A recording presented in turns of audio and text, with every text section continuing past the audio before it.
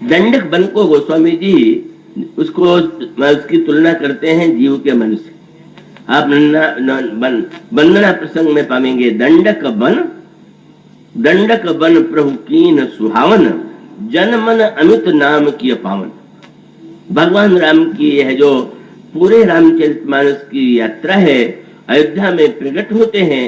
अयोध्या से मिथिला से लौट करके पुनः जो प्रभु की दूसरी यात्रा होती है, उसमें चित्रकूट, दंडकारण्य, लंका, और वहां से लौट करके वे स्वयं पुनः अयोध्या में प्रहारते हैं, और तब अयोध्या में राम राज्य की स्थापना होती है।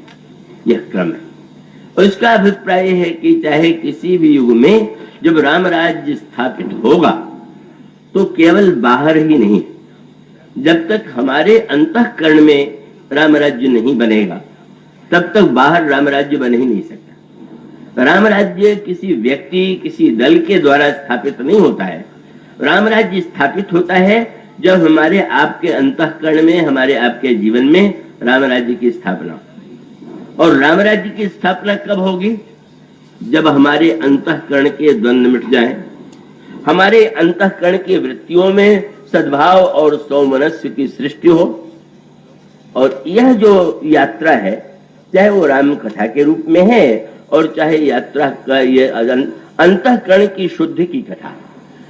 हमारी बुद्धि कैसे शुद्ध हो, हमारा चित्त कैसे शुद्ध हो, हमारा मन कैसे पवित्र हो, हमारे अहंकार को किस दिशा में ले जाया जाए, इस प्रभु की यात्रा में इन चारों का समाधान प्रस्तुत किया गया। आज जब भगवान प्रस्थान करते हैं वन में, तो उसमें अयोध्या क्या है? जब तक महाराज दशरथ का राज्य था तब तक अयोध्या बुद्धि की भूमि है।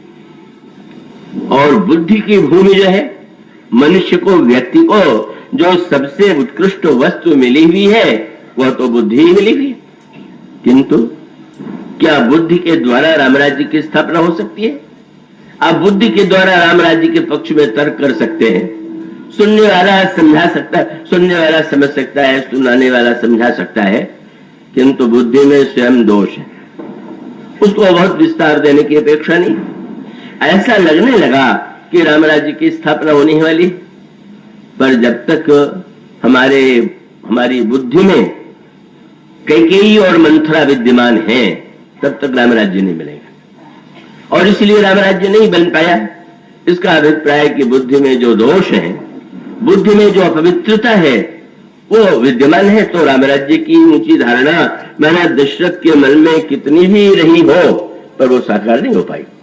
मानो यह बुद्धि का पक्ष है और उसकी दुर्बलता है।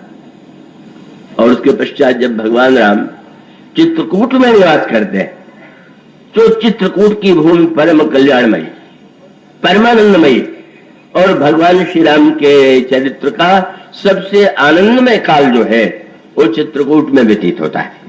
वहां जाकर के श्री सीता जी इतनी प्रसन्न है, लक्ष्मण जी इतने आनंदित हैं कि गोस्वामी ने लिखा कि राम संग सिय रहत सुखारी, प्रिय परिजन गृह सुरत विशारी, का अवध सहस सम बन प्रिय लागा। हजारों अयोध्या की अपेक्षा भी उन्हें बल प्रिय रखता है, क्योंकि चित्रकूट जो है वो चित्त की भूमि है। और जहां चित्त निरुद्ध हो गया उसी को योग दर्शन में समाधि बताया गया। चित्त जब पूरी तरह से निरुद्ध हो जाता है तो उस निरुद्ध स्थिति में ही का परमानंद और परम कल्याणमय स्थिति का अनुभव होता है, जैसा कि अनुभव श्री भरत को चित्रकूट में प्रभु से मिलकर के हो गया।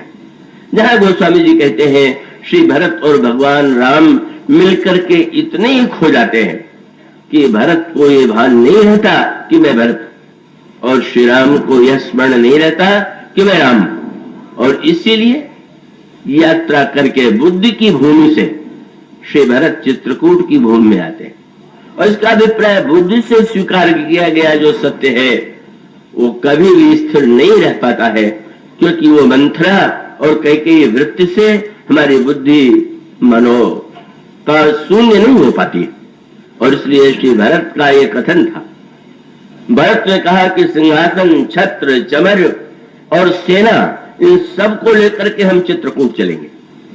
इसीलिए तो आगे चल करके लोगों को आश्चर्य हो रहा था कि अगर भरत राम को मनाने जा रहे हैं तो क्या मनाने के लिए सेना लेकर के जाया जाता है? इसलिए जो पे जियन हो तो कुटिलाई तो कतलीन संग कट खाई। किंतु श्री भरत इन वस्तुओं को लेकर के क्यों गए? उन्होंने कहा कि नहीं नहीं, हम प्रभु से चल करके यह नहीं कहेंगे कि आप अयोध्या लौट करके अयोध्या के सिंहासन पर बैठे।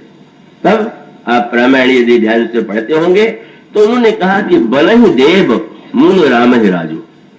प्रभु का राज्याभिषेक जो है वो तो चित्रकूट में होगा, और वहां अभिषेक होने के बाद प्रभु लौटने की कृपा करेंगे, हम धन्य हो जाएंगे। उसके अनेक तात्पर्य हैं, पर मुख्य तात्पर्य यह है कि बुद्धि की भूमि में राम राज्य नहीं, पहले चित्त की भूमि में ही राम राज्य बन सकता है। उनका तात्पर्य है कि बुद्धि की भूमि में अगर बनना संभव होता तो राम राज्य बन गया होता। उसको हम विस्तार इस समय देना उचित नहीं समझते हैं। और सचमुच चित्त की वह दिव्य भूमि, चित्रकूट का वह दिव्य मिलन, वह भाव, वह रस वो पड़ता है, भाव विभोर हो जाता है।